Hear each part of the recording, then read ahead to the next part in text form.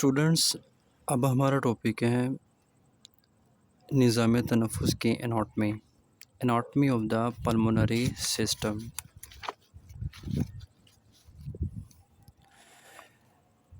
اس unit میں ہم لوگ چند ایک چیزیں سیکھیں گے، جس میں سے نمبر 1 پلمونری سسٹم، نظام تنفس کی چیدہ اناٹمی۔ نمبر 2 پلمونری سسٹم کے مختلف حصوں کے بنیادی افعال۔ نمبر 3 انسانی جسم پر پھیپھڑوں کے مقام کی نشاندہی۔ نمبر 4 نمونیا اور پلمونری ٹیوبرکلوسس کے علامات اور جانچ پڑتال۔ سبق نمبر 1 نظام تنفس کی اناٹمی۔ نظام تنفس کو 2 حصوں میں تقسیم کیا جاتا ہے۔ نمبر 1 ہے بالائی نظام تنفس، جس میں ناک، فیرنکس، لیرنکس آ جاتے ہیں۔ نمبر 2 ہے زیریں نظام تنفس، اس میں ٹریکیا، برونکائی، برونکیولز، پھیپھڑے اور پھیپھڑیوں کے اندر ایلویولائی آ جاتی ہیں۔ نمبر 1 ہے بالائی نظام تنفس، جس میں ناک آ جاتی ہے۔ یہ نظام تنفس کا واحد حصہ ہے جو بیرونی طور پر نظر آتا ہے۔ اس کو 2 حصوں میں تقسیم کیا جاتا ہے، بیرونی ناک اور اندرونی ناک اور اندرونی ناک کی کیوٹی۔ ناک در زیر کام کرتا ہے۔ نمبر 1 ہوا ناک کے ذریعے نظام تنفس میں داخل ہوتی ہے۔ نمبر 2 اندر جانے والی ہوا کو یہ فلٹر کرتا ہے اور صاف کرتا ہے تاکہ یہ ہوا گرد و غبار اور بیکٹیریا وغیرہ سے کافی حد تک پاک ہو جائے۔ نمبر 3 یہ اندر جانے والی ہوا کو نمدار اور نیم گرم کرتا ہے۔ نمبر 4 یہ گفتگو میں ریزوننس پیدا کرتا ہے۔ نمبر 5 سونگھنے کے ریسیپٹرز بھی ناک میں واقع ہوتے ہیں۔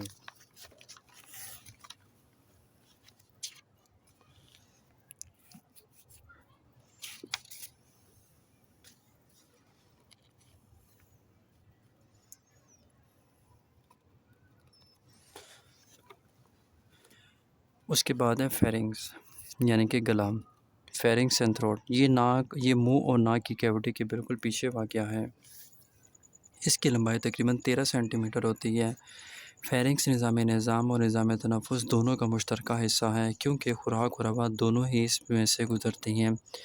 فیرنگس کی تہہ میں یہ مشترک راستہ 2 راستوں میں تقسیم ہو جاتا ہے۔ ایک راستہ خوراک کے لیے ہوتا ہے جو معدے میں جاتا ہے اور اسے ایسوفیگس کہتے ہیں۔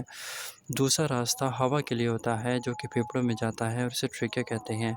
ایپیگلوٹس ڈھکنا نما بناوٹ ہوتی ہے جو کہ نگلنے کے دوران ٹریکیا کو ڈھانپ لیتی ہے تاکہ خوراک اور مائعات پھیپھڑوں میں نہ جائیں اور نہ ہی سانس کی گھٹن ہو۔ منہ کی پچھلی جانب دونوں طرف ٹونسلز ہوتے ہیں۔ اس کے بعد ہے لیرنگس، آلائے صوت، وائس باکس۔ ٹریکیا کے سب سے اوپر والا حصہ لیرنگس کہلاتا ہے۔ اس کے اوپر فیرنگس ہوتا ہے اور نیچے ٹریکیا واقع ہوتا ہے۔ اس میں 2 ووکل کارڈز ہوتے ہیں جن کی وائبریشن سے آوازیں پیدا ہوتی ہیں۔ Lower respiratory tract, trachea, windpipe, trachea سانس کی نالی۔ ٹریکیا سانس کی نالی ہوتی ہے جس کا کچھ حصہ گردن میں کچھ حصہ سینے میں واقع ہوتا ہے۔ ٹریکیا لیرنگس کے نیچے سرے سے شروع ہوتا ہے اور پھیپھڑوں تک جاتا ہے۔ یہاں یہ دائیں اور بائیں مین برونکائی میں تقسیم ہو جاتا ہے۔ ٹریکیا کی سطح پر بال نما سیلیا ہوتے ہیں جو کہ سانس کی نالی سے گرد و غبار وغیرہ کو خارج کرنے میں مدد کرتے ہیں۔ برونکائی، برونکیولز، پھیپھڑوں کے قریب جا کر ٹریکیا کا آخری سرا دائیں اور بائیں 2 نالیوں میں تقسیم ہو جاتا ہے جن کو پرائمری برونکائی کہتے ہیں۔ ان کے ساتھ پھیپھڑے جڑے ہوتے ہیں۔ پھیپھڑوں کے اندر ہر پرائمری برونکس تقسیم در تقسیم ہو جاتا ہے جن کو سیکنڈری اور ٹرشری برونکائی کہتے ہیں، جو کہ مزید تقسیم ہو کر برونکیولز کہلاتے ہیں۔ برونکیولز ایک ننھی ہوائی گتھلی بناتے ہیں جنہیں ایلویولائی کہتے ہیں۔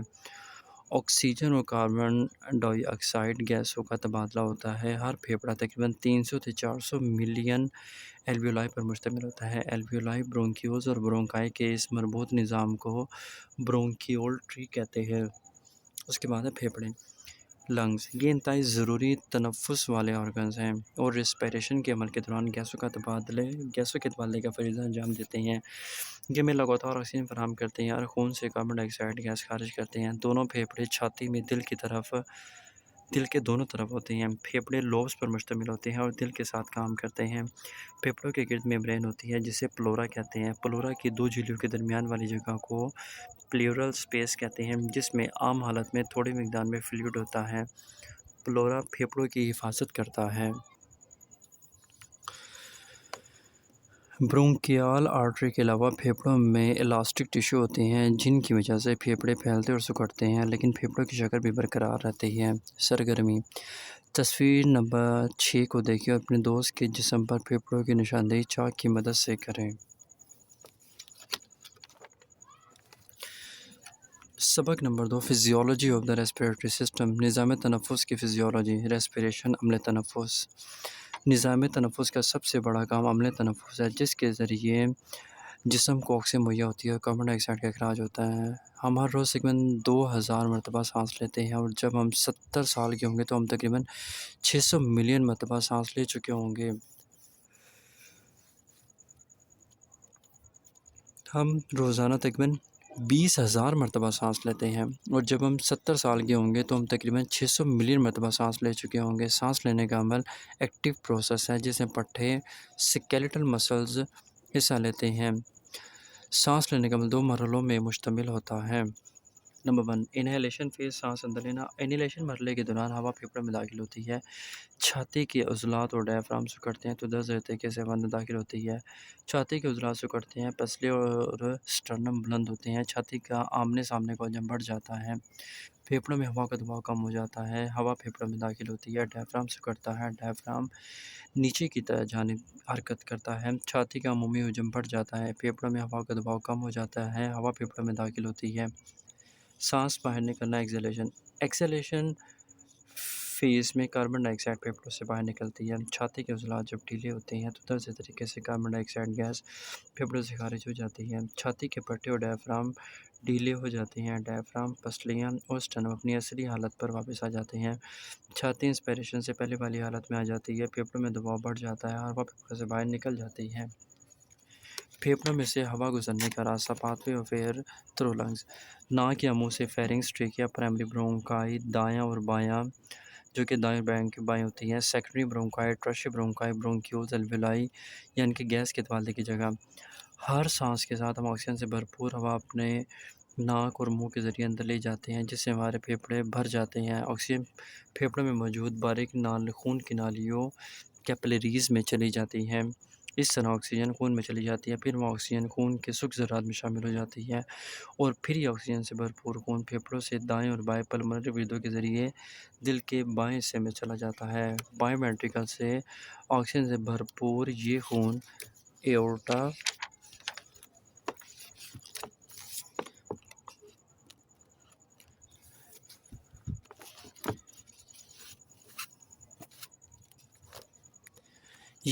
ایورٹا کے ذریعے جسم کے تمام حصوں کو سپلائی ہوتا ہے، جسم کے تمام خلیات خون سے آکسیجن استعمال کرتے ہیں اور کاربن ڈائی آکسائڈ خون میں شامل کر دیتے ہیں، جو کہ کم آکسیجن والے خون میں سپیریئر وینا کیوا اور انفیریئر وینا کیوا کے ذریعے دل کے دائیں حصے میں لائی جاتی ہے۔ دایاں وینٹریکل دائیں بائیں پلمونری شریانوں کے ذریعے کم آکسیجن والے خون کو پھیپھڑوں میں پمپ کرتا ہے، جہاں کاربن ڈائی آکسائڈ خون سے الگ ہو جاتی ہے اور جسم سے خارج ہو جاتی ہے۔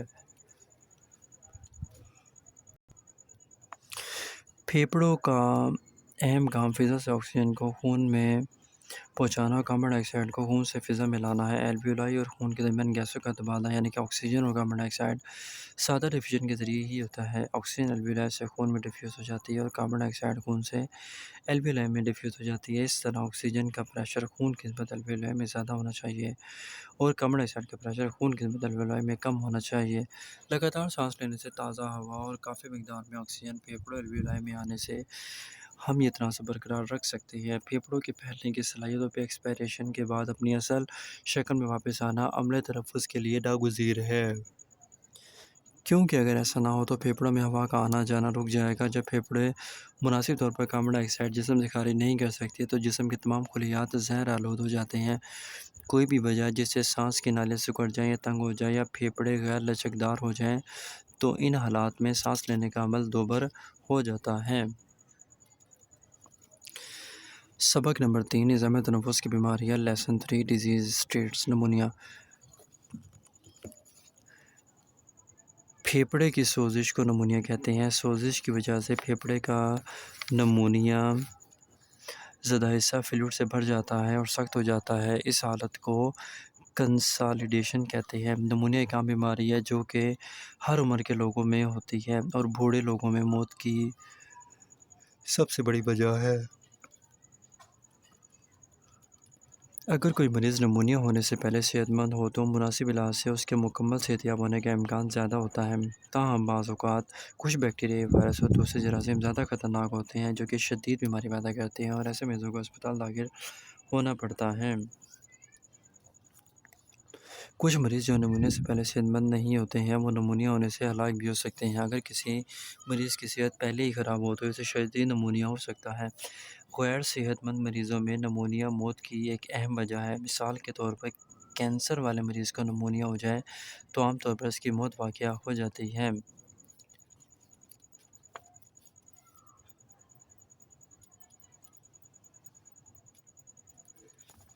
وجوہات کازز کی وجوہات کیا ہیں؟ Infection, bacteria, virus, fungus, parasite بھی نمونیا کر سکتے ہیں۔ کیمیکلز کی انہیلیشن، پھیپھڑوں میں زخم ہو جانا۔ نمونیا کیسے ہوتا ہے اور ڈوز نمونیا کا کوئی بھی شخص بیکٹیریا، وائرس یا دوسرے جراثیم سانس کے ذریعے اندر لے جا سکتا ہے۔ اگر شخص صحت مند ہو تو یہ تھوڑے سے جراثیم مدافعتی نظام کے ذریعے مر جاتے ہیں اور بلغم کے ذریعے خارج کر دی جاتے ہیں۔ اگر کوئی شخص صحت مند نہ ہو جیسے کمزور ہو یا بوڑھا، چھاتی کی بیماری ہو، قوت مدافعت کم ہو، ایڈز کا شکار ہو یا کوئی اور بیماری ہو تو اس کے اندر جراثیم پرورش پاتے ہیں اور پھیپھڑوں کی انفیکشن کا باعث بنتے ہیں۔ بعض اوقات صحت مند لوگ بھی نمونیا کا شکار ہو سکتے ہیں۔ علامت: پیلے یا سبزی مائل رنگ والی بلغم والی کھانسی، بلغم میں خون آنا، چھاتی میں درد جو کہ چھپتا ہوا محسوس ہوتا ہے اور گہرا سانس لینے اور کھانسی کرنے کے دوران زیادہ محسوس ہوتا ہے یا زیادہ ہو جاتا ہے، سر درد ہوتا ہے، پسینہ آنا، جلد کا ٹھنڈا ہو جانا۔ کپکپی کے ساتھ تیز بخار ہونا یا پھر جسمانی درجہ حرارت کم ہونا، سانس لینے میں تنگی محسوس ہونا، سانس کی رفتار بڑھ جانا، بلڈ پریشر کم ہو جانا، نبض کی رفتار تیز ہو جانا۔ دوسری علامت یہ ہے کہ بھوک کا مر جانا، تھکاوٹ ہوتی ہے، جلد کا رنگ نیل گو ہو جانا، متلی، الٹی، جوڑوں یا پٹھوں میں درد۔ نمونیا والے نوزائیدہ بچوں میں ایسی ہی بہت سی علامات ہو سکتی ہیں لیکن اکثر حالتوں میں وہ غنودگی میں ہوتے ہیں اور فیڈ لینا چھوڑ دیتے ہیں۔ تشخیص ڈائگنوسس: نمونیا کی تشخیص عام طور پر مریض کے معائنے اور علامات سے ہو جاتی ہے۔ چھاتی کے ایکس رے، خون ٹیسٹ اور بلغم کلچر بھی مفید ثابت ہو سکتے ہیں۔ جن مریضوں میں اور بیماریاں بھی ہوں ان میں نمونیا کی تشخیص مشکل سے ہوتی ہے۔ مریض کا معائنہ: پھیپھڑے کے کنسالیڈیشن والے حصے کو اسٹیتھوسکوپ کی مدد سے محسوس کرنے سے اور پرکشن سے شناخت کیا جا سکتا ہے۔ اسٹیتھوسکوپ سے پھیپھڑوں کا معائنہ: اسٹیتھوسکوپ کی مدد سے پھیپھڑوں کا معائنہ کرنے سے بہت سی باتوں کا معلوم ہو جاتا ہے۔ سانس کی عام آواز کا نہ ہونا یا سرگوشی والی گفتگو، شور والے سنائی دینا یا اب نارمل آوازیں سنائی دینا۔ چھاتی کو ہاتھوں سے محسوس کرنا، پالپیٹیشن جسے کہتے ہیں، اس سے چھاتی کے پھیلاؤ کا اندازہ ہو جاتا ہے اور گفتگو کے دوران چھاتی پر وائبریشن بھی محسوس ہو سکتی ہے۔ پرکشن کنسالیڈیشن کی نشاندہی کے لیے چھاتی پر ٹیپنگ کی جاتی ہے۔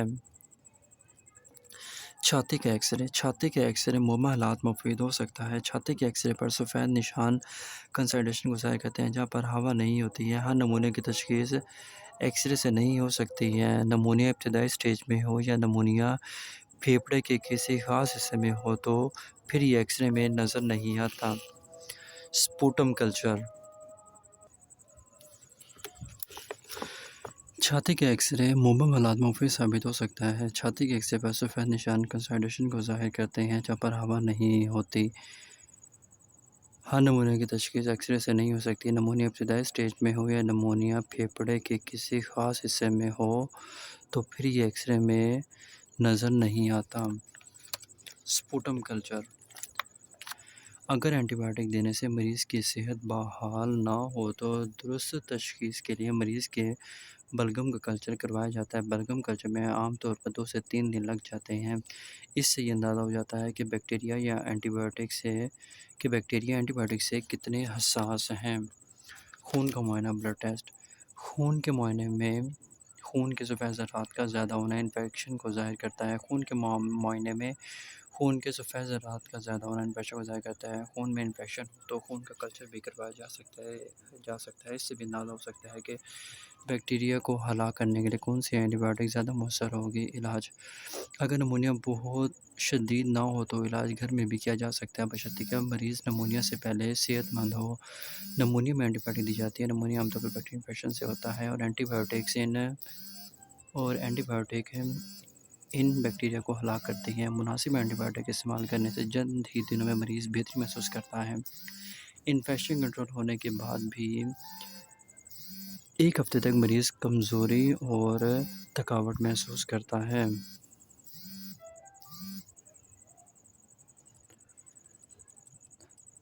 نمبر 1، ڈی ہائیڈریشن سے بچاؤ کے لیے مشروبات کثرت سے دیے جائیں۔ درد اور بخار کم کرنے کے لیے پیراسٹامول یا ایبوپروفین باقاعدگی سے استعمال کی جائے۔ اگر پلورا کی سوزش کی وجہ سے چھاتی میں شدید درد ہو تو مؤثر اور طاقتور دافع درد ادویات دی جائیں۔ اگر 2 دن کے بعد بھی مریض کی علامات برقرار رہیں تو اس کا دوبارہ معائنہ کیا جائے۔ اگر شدید نمونیا ہو یا اینٹی بایوٹک دینے کے باوجود بھی علامات برقرار رہیں یا مریض کی حالت صحت اچھی نہ ہو، ہسپتال میں داخلہ پھر ضروری ہو جاتا ہے۔ نمبر 6، انفیکشن کی تشخیص اور شدت دیکھنے کے لیے چھاتی کا ایکس رے کیا جاتا ہے۔ نمبر 7، نمونیا پیدا کرنے والے بیکٹیریا کو جاننے کے لیے خون ٹیسٹ اور بلغم کے ٹیسٹ کیے جاتے ہیں۔ اس سے فیصلہ کرنے میں آسانی ہو جاتی ہے کہ کون سی اینٹی بایوٹک بہترین مؤثر ثابت ہوگی۔ نمبر 8، نمونیا پیدا کرنے والے بعض بیکٹیریا کسی اینٹی بایوٹک سے ریزسٹنس ہوتے ہیں تو ایسی حالت میں دوسری مؤثر اینٹی بایوٹک دی جاتی ہے۔ بعض اوقات آکسیجن اور دوسری ضروری ادویات بھی دی جاتی ہیں۔ پریونشن اور نمونیا سے بچاؤ: سگریٹ نوشی سے بچیں، ڈونٹ اسموک۔ سگریٹ نوشی سانس کی نالیوں کی سطح کو نقصان پہنچاتی ہے، جس سے پھیپھڑوں میں انفیکشن ہونے کا امکان زیادہ ہو جاتا ہے۔ Immunisation and pneumococcal immunisation pneumococcal bacterial pneumonia کی عام وجہ ہے۔ Influenza immunisation. Pulmonary tuberculosis T B پھیلنے والی عام بیماریاں جو کہ بیکٹیریا سے ہوتی ہے، جیسے مائکوبیکٹیریم ٹیوبرکلوسس، جسے مائکوبیکٹیریم ٹیوبرکلوسس کہتے ہیں۔ ٹی بی زیادہ تر 70% حالات میں پھیپھڑوں پر اثر کرتی ہے، جبکہ 25% حالات میں انفیکشن پھیپھڑوں سے جسم کے دوسرے حصوں پر بھی اثر انداز ہو سکتا ہے، جیسے central nervous system, cardio vascular system, urinary system, نظام تولید، ہڈیاں، جوڑ اور جلد۔ اگر ٹی بی کا مناسب علاج نہ کیا جائے تو یہ مہلک بھی ثابت ہو سکتی ہے۔ زکام کی طرح یہ ہوا کے ذریعے ایک شخص سے دوسرے شخص کو لگ سکتی ہے۔ صرف وہی ٹی بی پھیلانے کا سبب بنتے ہیں جن کو پھیپھڑوں کی ٹی بی ہو۔ جب ٹی بی والا کوئی مریض کھانستا ہے، چیختا ہے، باتیں کرتا ہے، تھوکتا ہے تو ٹی بی کے بہت سارے جراثیم ہوا میں شامل ہو جاتے ہیں۔ مریض کے آس پاس والے لوگوں کے پھیپھڑوں میں یہ جراثیم داخل ہو جاتے ہیں۔ ٹی بی کے تھوڑے سے جراثیم بھی کسی شخص کو بیمار کرنے کے لیے کافی ہوتے ہیں۔ اگر ٹی بی والے شخص کا علاج نہ کیا جائے تو وہ سالانہ 10 تا 15 لوگوں میں ٹی بی پھیلاتا رہتا ہے۔ اگر قوت مدافعت کافی ہو تو ٹی بی کے جراثیم پھیپھڑوں میں داخل ہونے کے باوجود بھی بیماری پیدا نہیں کر سکتے۔ تاہم یہ جراثیم کئی سالوں تک بیماری کی علامات پیدا کیے بغیر ہی جسم کے اندر حفاظتی خول میں پڑے رہتے ہیں۔ جب قوت مدافعت کم ہو جاتی ہے تو پھر یہ بیماری پھیلانے کے قابل ہو جاتے ہیں۔ درجے لوگوں کو ٹی بی ہونے کا امکان زیادہ ہوتا ہے: بوڑھے لوگ، نوزائیدہ بچے، ایڈز والے مریض جن کی قوت مدافعت کم ہوتی ہے، کیمو تھراپی والے مریض۔ اگر ٹی بی کے جراثیم خون میں شامل ہو جائے تو ٹی بی پھیل جاتی ہے۔ ڈسیمینیٹڈ ٹی بی چھاتی کے ایکس رے کروانے پر باجرے کے دانوں جیسے نشانات نظر آتے ہیں۔ ٹی بی کے بارے میں حقائق: دنیا میں ہر سیکنڈ میں ایک شخص پر ٹی بی کا انفیکشن یا حملہ ہوتا ہے۔ مجموعی طور پر دنیا کی موجودہ 1/3 آبادی ٹی بی کا شکار ہے۔ ٹی بی کے جراثیم انسان کے اندر داخل ہونے پر ہر ایک کو بیماری ظاہر نہیں ہوتی، کچھ میں علامات ظاہر نہیں ہوتی ہیں۔ پوشیدہ T B latent T B بہت زیادہ عام ہے۔ اس ٹی بی کا ہر 10ویں شخص میں ٹی بی کی علامات ظاہر ہو جاتی ہیں۔ اس کا اگر علاج نہ کیا جائے تو ٹی بی کی نصف سے زیادہ مریض موت کے منہ میں چلے جاتے ہیں۔ اگر ٹی بی کا جراثیم انسانی جسم میں داخل ہو جائے لیکن وہ ایڈز زدہ نہ ہو تو ایسے 5 تا 10% لوگوں کو زندگی کے کسی مرحلے پر ٹی بی کی علامات ظاہر ہو سکتی ہیں۔ ایڈز والے مریضوں کو ٹی بی کے انفیکشن ہونے کا امکان زیادہ ہوتا ہے۔ پلمونری ٹی بی کی لوکل علامات، local symptoms of pulmonary T be, بود اور بلغم والی کھانسی جو کہ 3 ہفتے سے زیادہ ہو، چھاتی میں درد، کھانسی میں خون یا mucus. Systemic symptoms of pulmonary T B کے سسٹیمک علامات: بخار، سر درد، رات کو پسینہ آنا، بھوک مر جانا، وزن کم ہو جانا، جلد کا رنگ پھیکا پڑ جانا، کمزوری یا تھکاوٹ۔ ایگزامینیشن اینڈ ٹیسٹ: مریض کا معائنہ اور ٹیسٹ۔ اسٹیتھوسکوپ پھیپھڑوں پر رکھنے سے غیر معمولی سانس کی آوازیں سنی جا سکتی ہیں۔ اس کے علاوہ گردن یا دوسری جگہوں پر لمف گلینڈز کو بھی محسوس کیا جا سکتا ہے۔ پھیپھڑے کے ارد گرد فلوئڈ کا بھی پتہ چلایا جا سکتا ہے۔ ہاتھ یا پاؤں کی انگلیوں کی کلبنگ بھی دیکھی جا سکتی ہے۔ درج ذیل ٹیسٹ کروائے جا سکتے ہیں: نمبر 1 چھاتی کا ایکس رے، بلغم کا کلچر، ٹیوبر کلین ٹیسٹ اور چیسٹ کا اور سی ٹی اسکین چیسٹ کا۔ ٹریٹمنٹ: علاج کا مقصد ٹی بی کے بیکٹیریا کو ہلاک کرنا ہے۔ علاج کے شروع میں بہت سی ادویات اکٹھے دی جاتی ہیں۔ علاج اس وقت جاری رکھا جاتا ہے تا وقت کا لیبارٹری ٹیسٹ نارمل ہونا شروع ہو جائے۔ علاج عام طور پر 6 مہینے تک چلتا ہے، لیکن ایڈز والے مریضوں کے لیے یہ علاج ایسا اثر کر رہا ہو تو ٹی بی کا علاج 6 ماہ سے زیادہ کا بھی ہو سکتا ہے۔ علاج شروع کرنے کے 2 سے 3 ہفتے میں بہتری محسوس ہوتی ہے، لیکن اس وقت چھاتی ایکس رے میں افاقہ محسوس نہیں ہوتا۔ اگر ٹی بی کی تشخیص جلدی ہو جائے اور مناسب بر وقت علاج شروع کر دیا جائے تو صحت کی بحالی بہترین ہو جاتی ہے۔ مریض کو اس وقت تک اسپتال میں داخل رکھا جائے تا وقت کا وہ دوسروں میں بیماری نہ پھیلائے۔ ٹی بی انفیکشن کا علاج ادھورا چھوڑنے سے ٹی بی کے بیکٹیریا میں ڈرگ ریزسٹنس پیدا ہو جاتی ہے، یعنی کہ بیکٹیریا اپنے اندر وہ مزاحمت پیدا کر لیتے ہیں جس کی وجہ سے اس کے اوپر اینٹی بائیوٹکس کا اثر ہی نہیں ہوتا۔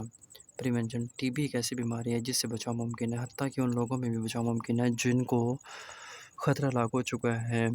جلد کا ٹیسٹ پی پی ڈی لوگوں میں ٹی بی کی تشخیص کے لیے کیا جاتا ہے۔ مثبت جلدی ٹیسٹ یہ ظاہر کرتا ہے کہ شخص کو ٹی بی ہے یا ہو چکی ہے۔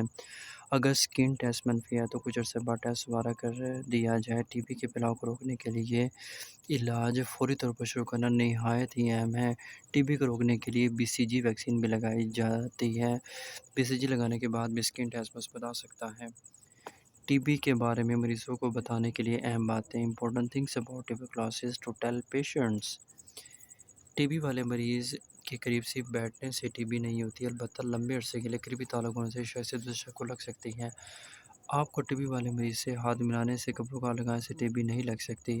آپ کو ٹی بی ہونے کے امکانات بڑھ جاتے ہیں اگر آپ کا تعلق ٹی بی کی وجہ سے زیادہ ہو، یا آپ گنجان آباد علاقے میں رہتے ہوں، یا آپ غیر صحت مندانہ حالت میں رہتے ہوں، یا آپ ناقص غذائیت کا شکار ہوں۔ بخار، رات کو پسینے آنا، مسلسل کھانسی، وزن میں کمی اور بلغم میں خون آنا ٹی بی کے علامات ہیں۔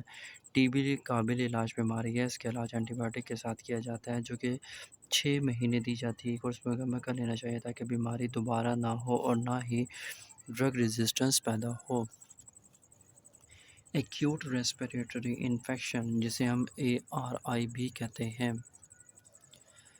ARI پاکستان جیسے ترقی پذیر ممالک میں 5 سال سے کم بچوں میں بیماری اور موت کی سب سے بڑی وجہ ہے۔ یہ عام طور پر بیکٹیریا اور وائرس سے ہوتا ہے۔ اکثر ایکیوٹ بیماری وائرس سے شروع ہوتی ہے اور بعد میں بیکٹیریا بھی حملہ آور ہو جاتا ہے۔ تاہم بعض وائرس اکیلے ہی خطرناک بیماری کے ذمہ دار ہوتے ہیں۔ انفیکشن کی جگہ کے لحاظ سے ARI کی درجہ بندی ایکیوٹ اپر ریسپیریٹری انفیکشن AURI اور acute lower respiratory infection ALRI کے طور پر کی جاتی ہے۔ AURI بچوں میں بہت عام ہے اور خود بخود ٹھیک ہونے والی بیماری، لیکن پھر بھی یہ سیکھنے کی صلاحیت اور سننے کی صلاحیت کو متاثر کرتی ہے۔ زکام، گل پڑا، ٹونسلز کی سوزش، سائنوسائٹس اور کان پک جانا AURI کی وجہ سے ہوتی ہے۔ اس میں سے 90% اموات نمونیا کی وجہ سے ہوتی ہیں۔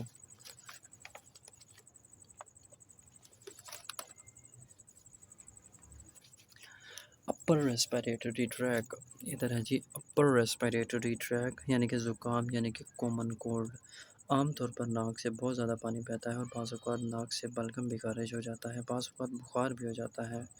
سور تھروٹ، گلا خراب ہونا، سارا گلا سرخ ہو جاتا ہے اور یہ سرخی صرف ٹونسلز تک محدود نہیں رہتی، بخار بھی ہو جاتا ہے۔ ٹونسلائٹس، ٹونسلز کی سوزش، ٹونسلز سرخ ہو جاتے ہیں اور سوج جاتے ہیں اور ان کی سطح سے رطوبت خارج ہوتی ہے۔ یہ انفیکشن صرف ٹونسلز تک ہی محدود ہوتا ہے۔ Sinusitis and otitis media, rhinitis اور درمیانی کان میں سوزش ہو جاتی ہے اور شدید درد ہوتا ہے انفلوئنزا، اس میں بخار، پٹھوں میں درد اور سر درد ہوتا ہے، گلا بھی خراب ہو جاتا ہے، کھانسی بھی ہو جاتی ہے لیکن ناک سے اتنا زیادہ پانی نہیں بہتا جتنا کہ زکام میں بہتا ہے۔ Lower respiratory tract acute bronchitis, اس میں برونکائی کی سوزش ہو جاتی ہے، بخار ہو جاتا ہے، کھانسی بھی آتی ہے، چھاتی بھی خراب ہو جاتی ہے اور اس میں سیٹی کی آوازیں آتی ہیں۔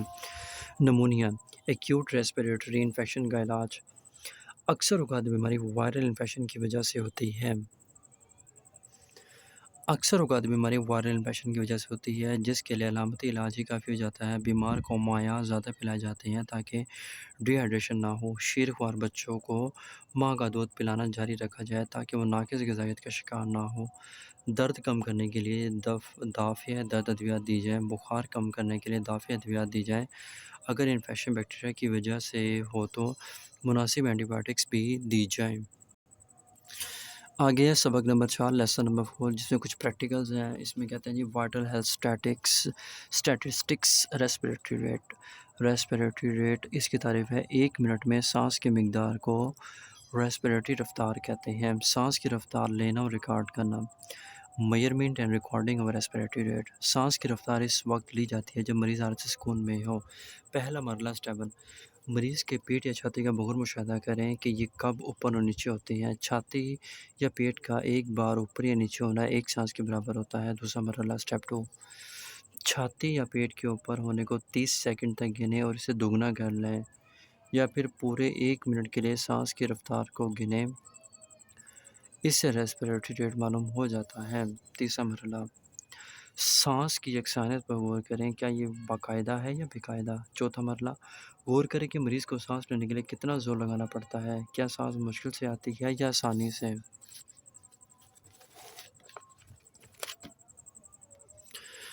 پانچواں مرحلہ، مشاہدہ کریں سانس آہستہ ہے یا تیز۔ چھٹا مرحلہ، سانس کی غیر معمولی بو کو محسوس کریں اور مشاہدہ کریں کہ یہ بو فروٹ جیسی یا پاخانے کی بو جیسی تو نہیں ہے۔ ساتواں مرحلہ، سانس کی رفتار کے مشاہدات کو درج طریقے سے ریکارڈ کریں۔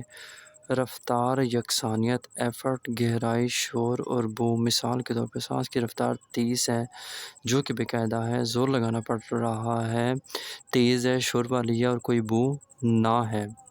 Average respiratory rate by age, عمر کے لحاظ سے سانس کی اوسط رفتار، نوزائیدہ میں 44 فی منٹ، شیر خوار بچے میں 20 سے 40 فی منٹ، چھوٹے بچے میں 20 سے 30 فی منٹ، بڑے بچے میں 16 سے 25 فی منٹ، بالغ میں 12 سے 20 فی منٹ، بالغ سخت ورزش کے دوران 35 سے 45 فی منٹ، ایتھلیٹس میں 35 سے 45 فی منٹ۔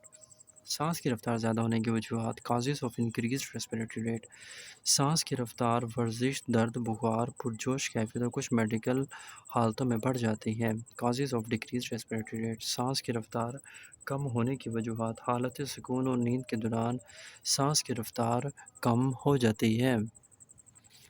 یہاں پر ہمارا یہ ریسپیریشن کا جو ٹاپک چیپٹر ہم نے شروع کیا تھا یہ ختم ہو جاتا ہے، اناٹمی آف پلمونری سسٹم ادھر اینڈ ہو جاتی ہے۔ اب ہم نیکسٹ ویڈیو میں مسکولر اسکیلیٹل سسٹم اور اسکن کو ڈسکس کریں گے۔ اوکے جی، اللہ حافظ۔